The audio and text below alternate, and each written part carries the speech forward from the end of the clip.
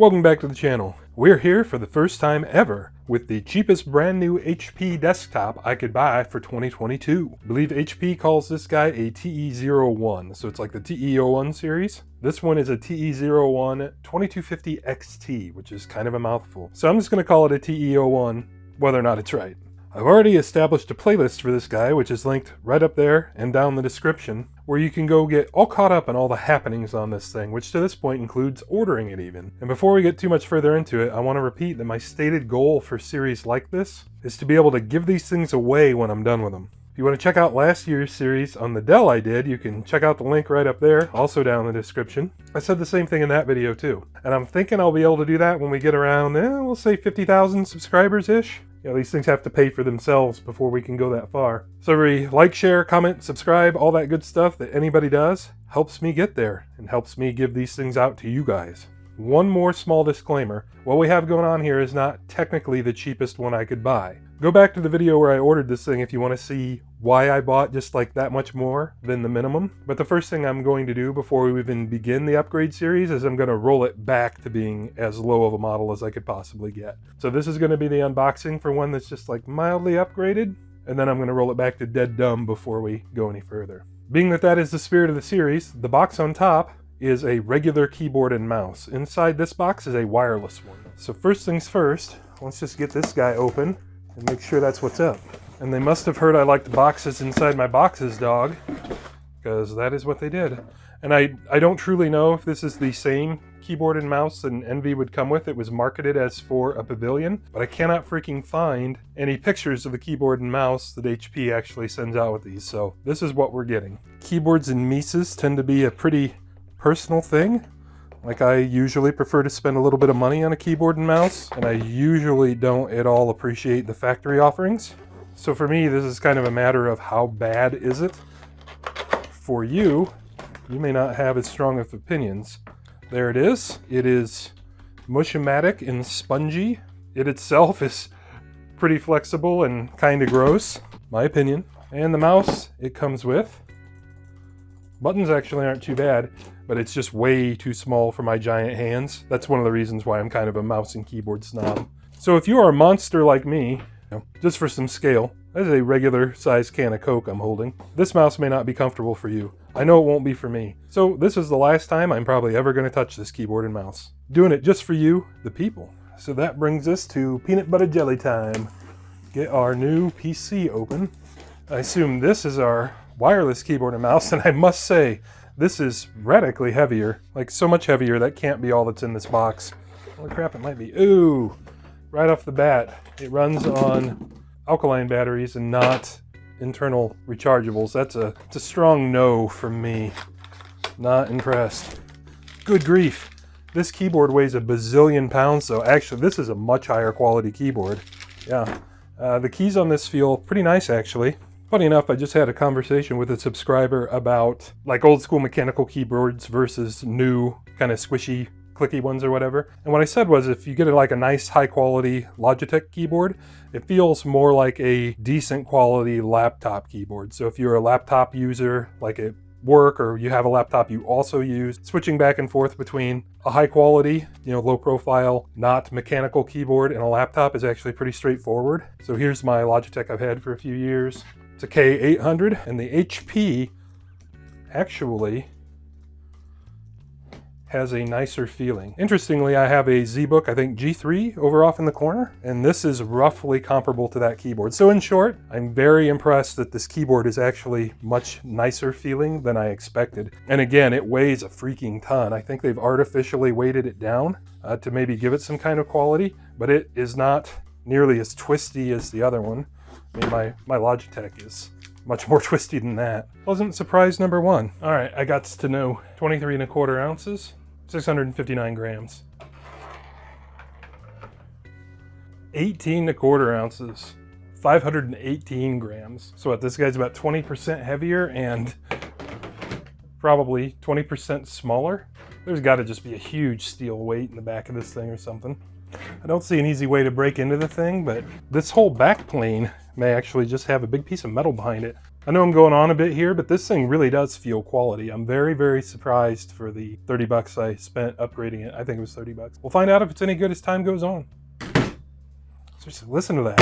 I'm gonna guess the mouse is gonna be too small for me big fist. Oh yeah, and it really, really is. It's very low profile. Some folks may love that, some may hate it.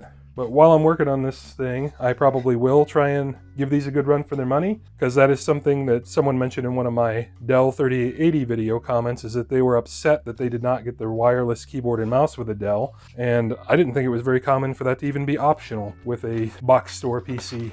But perhaps it is. Either way, I think I didn't have to pay very much to get this option. I think it was $30 extra, and I would say so far that I'm impressed with what you get for the money. Digging deeper into the beast. Power cord that I'm not going to use, instructions I don't need, and it looks like it's just time to dump it out of there. Reclaim those AA's that ran away. Looks like we have some environmentally friendly cardboard packaging, which if that is something you care about, then that's nice. No styrofoam. Then the star of the show, the TE01 itself. And the first thing I'm curious about is whether or not it came with an optical drive. I don't think this one did. It does not look like it did. Should be like right here. It also does not look like it has a drive bay, which kind of sucks. Like there's no pop out or anything on the front cover. Alrighty, and here it is set up so we can get a little bit better look at it. First things first, I think it's a rather handsome case. It's not actually black, which is something that was hard to see in the online photos and such too. It's actually more of like an anthracite or like a gunmetal gray. It's a good looking case, I like it. I think it is just mildly larger than the Dell case from last year. We got our front I/O. These all say super speed over the USB ports. So if you didn't know, that little SS behind the USB tree symbol there means super speed. So these are all USB 3.1 ports, I believe. And then we have a type C down here that is also labeled super speed.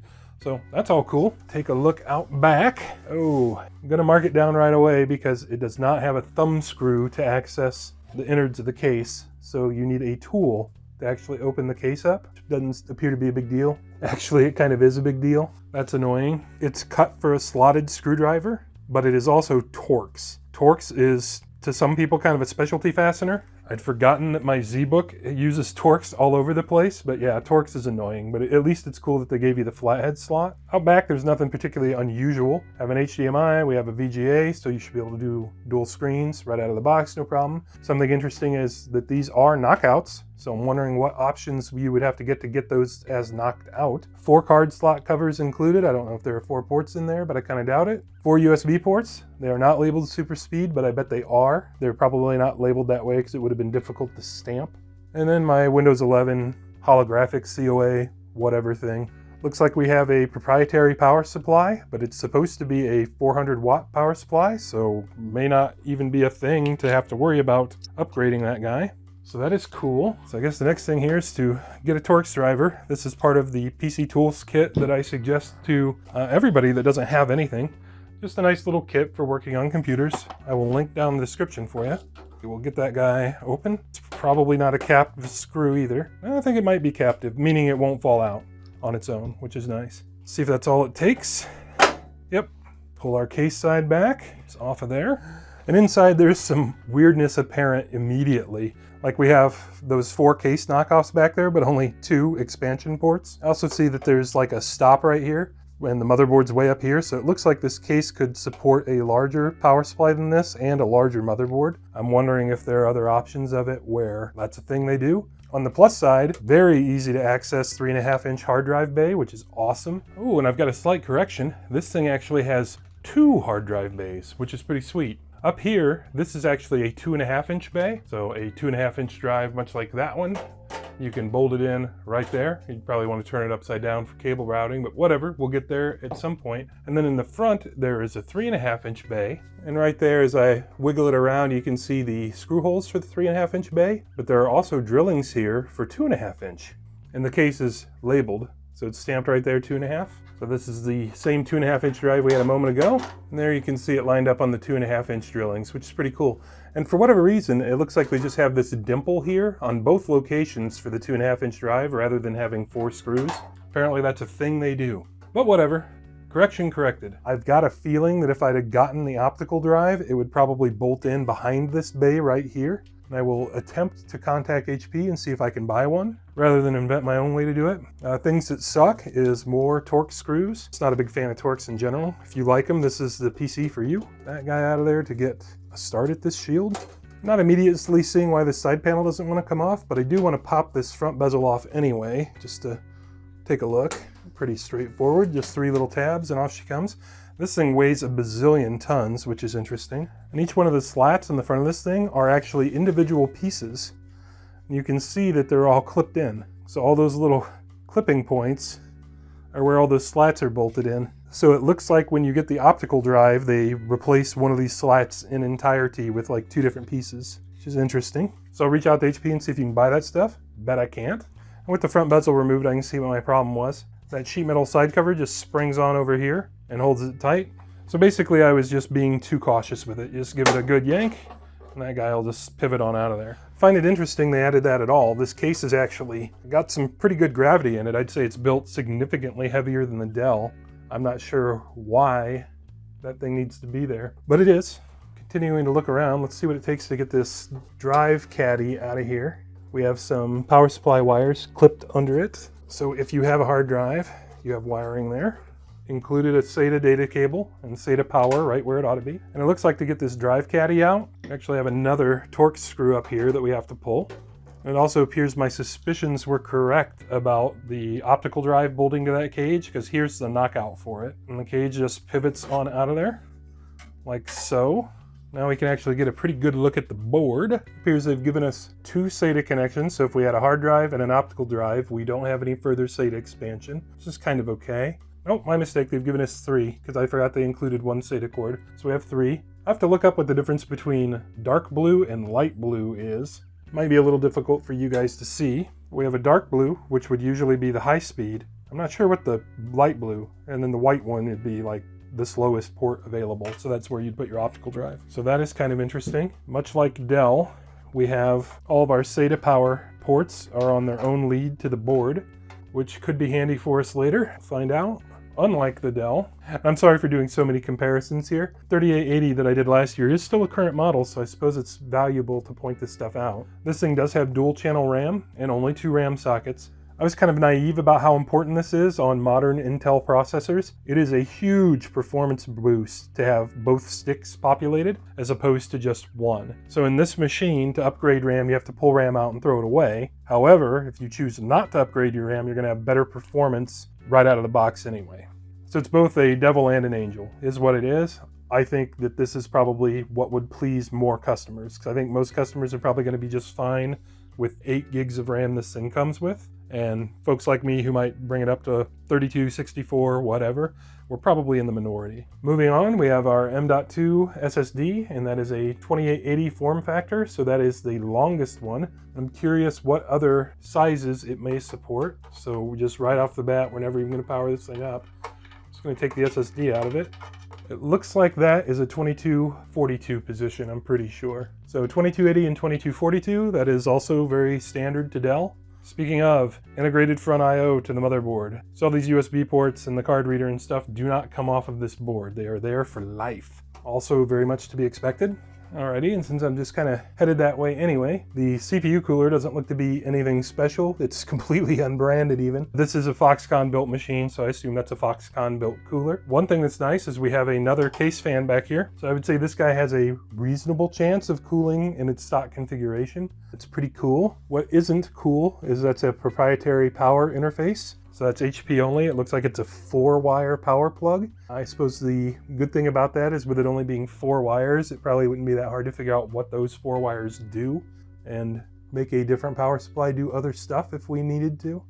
And I suppose the last item of any particular note is we do have our PCI Express 16X slot, which is very important for installing a better graphics card if that's something you want to do later. And the first jumpers I've seen on electronics in what has got to be 15 years. I've spoken many times of these things like people would talk about the old Western frontier, like something that's only spoken of and never seen. So it's hilarious to me that they included them. What is interesting is it looks like one is a password clear. So if you set a BIOS password, you can clear it right there, which is an old school feature. Motherboards used to have that all the time. Embarrassingly, I have a brand new Asus motherboard across the way that I haven't even looked at, so maybe it also has one too. And yeah, without additional deciphering, it looks like one is to clear the password and the other might be to clear the CMOS itself. But either way, that's an old school touch. It's kind of neat. If you do use a CMOS password for whatever stuff you're doing, be advised that anybody with a screwdriver can defeat your password and get into your machine. So neat, but archaic security. And I guess one thing I missed is the Wi-Fi card back there, Wi-Fi and Bluetooth, and the dual antennas that run out of it up to the front. Right down the front, and then onto the front of the case. And these are basically just chunks of sheet metal. So I wonder if maybe the whole case is acting as an antenna. I don't know. Oops, I've got to correct myself. There's another 4-pin PSU connector right down here at the bottom of the board. So all in all, we have 8 conductors from the power supply to the motherboard. So not quite as straightforward as I would have hoped, but whatever. So with my rambling out of the way, I'll just kind of leave you with a parting shot of just kind of a scan of what's going on in here so you can get a better idea of what's going on in here. Because there are basically no pictures of this thing on the internet that I could find. I also confess I didn't look that hard because I didn't want to know what I was getting before I got it. I want it to be fun. But that is what she is. And I very nearly forgot what is sure to be a crowd favorite, PCIe video card power adapters. So we have a 6+2 configuration here. So that's 75 watts, that's 75 watts, and the port itself can deliver 75 watts. So as configured from the factory, this thing can provide power for a 225 watt video card. I think in reality, when we get into some testing, it'll probably be able to support more than that with maybe some power adapters or something, but we will find that out later. Another item of note is they've done a pretty nice job of Swiss cheesing the case up nicely for some airflow. However, this front panel situation where they've individually snapped each of these fins on basically blocks this thing off entirely. Like, it's almost comically bad. See about setting some mood lighting so I can show you. Okay, so I've got things nice and romantic now, and I've just got a flashlight here. I'm just gonna stick it in there. And what's interesting is the vent spacing doesn't seem to be uniform either. So like there's a vent, and then its neighbor, you can barely see any light at all. Its neighbor over here is just a little bit different yet.